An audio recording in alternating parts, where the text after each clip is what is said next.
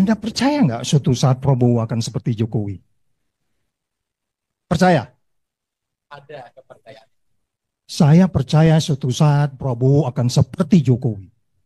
Teori desensiti sosial, perubahan. Itu sebabnya saya berupaya tidak memakai parfum yang sama dalam tempo 1 minggu. Di rumah itu ada banyak parfum. Kenapa? Bau yang sama akan membuat Anda akan menjadi seperti di kandang ayam pun Anda tidak sadar. Apa yang terjadi di negeri ini, kita sekarang berada di kandang ayam sebenarnya. Kandang ayam yang sangat kumuh, jorok, bau. Para bangsat ada di dalamnya. Wah, ini kan orasi nih kan. Halo, apa kabar? Semoga selalu dalam keadaan sehat walafiat. Assalamualaikum warahmatullahi wabarakatuh. Saya Ersbun Arif dari Forum News Network.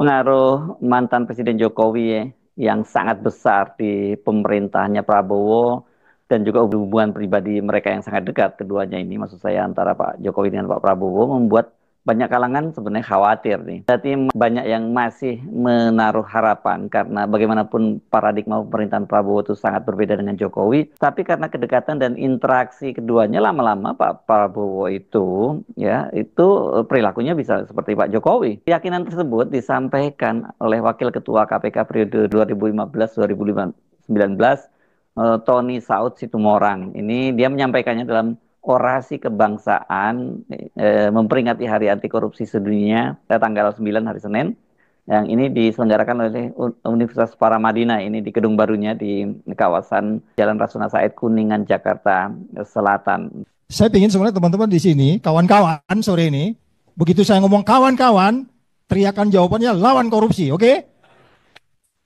Kalau enggak, gue pulang nih. Ya ini kan judul orasi nih hari ini. Kawan-kawan, keren banget. Kebayangnya di DPR.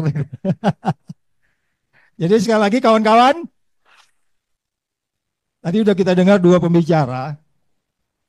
Apa yang terjadi sama kita sekarang ini, ada satu teori yang disebutnya desensity perubahan. Jadi apa yang terjadi dengan Kevin tadi, yang mengatakan tadinya saya percaya, tadi juga disebutkan ada 7 kriteria Prabowo. Anda percaya nggak suatu saat Prabowo akan seperti Jokowi? Percaya? Ada kepercayaan. Saya percaya suatu saat Prabowo akan seperti Jokowi. Teori desensiti sosial, perubahan. Itu sebabnya saya berupaya tidak memakai parfum yang sama dalam tempo 1 minggu. Di rumah itu ada banyak parfum. Kenapa? Bau yang sama akan membuat Anda akan menjadi seperti di kandang ayam pun Anda tidak sadar. Apa yang terjadi di negeri ini, kita sekarang berada di kandang ayam sebenarnya. Kandang ayam yang sangat kumuh, jorok, bau. Para bangsat ada di dalamnya. Wah, ini kan orasi nih kan.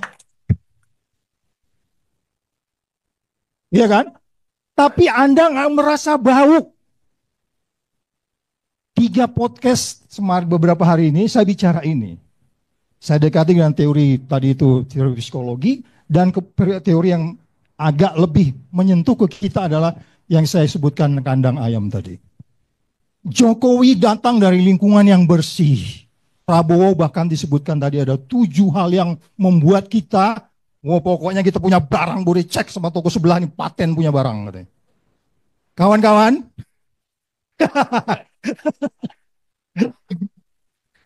kawan-kawan, Anda berada di posisi di kandang ayam yang sangat kotor, jorok, bau, tapi Anda tidak pernah menyadari bahwa negeri ini sebentar lagi adalah habis. Oleh sebab itu, saya selama ini kan kalau Anda pergi ke Malang, Malang Corruption Watch itu di sebelahnya itu padi, di sebelahnya selokan. Kayaknya orang memberantas korupsi ini kok miskin-miskin amat gitu ya. Hari ini kita lihat yang berbeda tuh. Nggak ada lagi cerita memberantas korupsi penuh kekurangan. No. It's a matter of management, ya nggak? Naik lift. Jadi ini sinyal bagus gitu ya. Jadi kawan-kawan, Jangan pernah percaya 7 kriteria yang disampaikan oleh. Jangan percaya 7 kriteria itu. Atau kita suruh keluar aja sekarang beliau nih. Karena kita semua berada di kandang ayam yang sangat kumuh, kotor, bau, para bangsat di dalamnya, tapi kita tidak pernah merasa salah. Bahkan kita tenang dengan indeks persepsi korupsi turun dari 40 ke 34. Kevin itu sebenarnya udah menghina kita sebenarnya ini. Kevin, kau menghina bangsa Indonesia. Keluar, tinggal kita berbicara. Jadi saya membayangkan bisanya kita gitu ya. Kalau siapa? Salah satu tokoh paling suka tuh. Bisanya kita tidak merasa apapun situasi yang terjadi sekarang ini dan kita biasa-biasa. Makanya saya katakan semua orang datang ke Senayan, semua datang ke Merdeka Timur, Merdeka Barat, Merdeka lain-lain itu biasanya adalah orang-orang yang memiliki kelebihan dan mereka adalah orang yang baik. Iya dong. Paling enggak kalau dia di partai politik dapur urutan berapapun dia pasti mimpin rapatnya bagus. Tapi kenapa orang-orang ini sekarang jadi belakangan seperti hidup di kandang ayam yang kumuh, tapi dia merasa bau. Dia merasa biasa saja jalan setiap hari. Ya, pada bagian lain kita tahu ada 300 triliun, yang satu bilang 900 triliun uang judi online. Kemudian kita sepertinya tidak ada satu lembaga pun yang berani mengawasi itu. Itu sebabnya Ibu Natali memilih saya menjadi pimpinan KPK ketika itu. Anda tahu konsep saya. Konsep saya adalah waktu itu sebagai suatu big data yang besar. Dalam pikiran saya bisa memastikan Thomas Lembong itu memang benar karena memang perlu mengimpor gula atau tidak. Nasir Jamil tanya kepada saya, Pak Saud, untuk membangun big data itu perlu apa saja? Itu di Glodok ada barangnya, saya bilang. Itu baru tahun 2015 ketika Ibu Natali milih saya. Jadi apa yang terjadi di Indonesia dari sisi teknologi, tadi disebut Kevin bicara teknologi kita di sebelah. Itu bisa kita gunakan di banyak tempat. Saya bilang izin terpadu satu pintu, jendelanya banyak.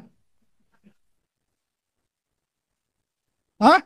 Kita belum bicara lubang kunci, belum bicara lubang angin, ya enggak? Terus ada orang bicara digitalisasi, digital, alatnya, otaknya analog. Otaknya lambat, peralatannya cukup tinggi. Jadi sekali lagi, kalau begitu, bagaimana dong lembaga kita ini sekarang? Ada MK jadi pasien, MA jadi pasien, DPR jadi pasien, BPK jadi pasien. Anda tahu BTS kemarin kan? Yang belum jadi pasien memang presiden ini. Ya. Apa kita harus berani? Ya enak aja yang kita nggak berani. Ya kalau cukup buktinya kenapa enggak gitu. Itu sebabnya kita kemarin ke beberapa teman-teman, bener nggak tuh sih Blok Medan itu? Benar nggak itu yang dilaporkan Ubaidiyah Badrun itu? Nah kalau data-data itu nanti kelembagaan yang begitu lumpuh pada bagian lain institusional yang informal seperti ini masih diperlukan. Jadi saya setuju dengan tadi memindahkan dari Kuningan ujung sana ke tempat sini. Paling tidak dari segi berpikirnya. Supaya kita nggak menjadi orang yang betul-betul berada di tempat yang kumuh. Dan itu bisa terjadi pada Prabowo. Sebagaimana Jokowi datang ke Humble-nya, masuk gorong-gorong benar-benar belakangan digorong-gorong otaknya. Ya kan? Kawan-kawan. Kawan-kawan. Jadi kerasa di DPR kita orasi. Kan biasa gitu, kalau bilang kawan-kawan yang di sana tukang jual teh, bukan jual tes teh yang itu loh Pak ya, bukan.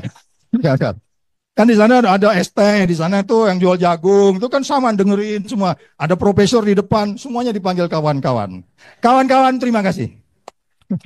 Sesungguhnya soal perilaku seseorang itu sangat dipengaruhi dengan lingkungannya dan dengan siapa dia bergaul. Ini sudah lama jadi pemahaman kita semua ya, karena ini bukan hanya pepatah yang mengajarkan semacam itu, dalam ajaran-ajaran agama juga menyatakan seperti itu ya. Makanya kita diminta memilih bergaul dengan orang-orang yang baik begitu ya, karena dengan orang yang baik kita keturunan yang baik. Kalau kita bergaul dengan orang yang jahat, kita juga jadinya jahat gitu.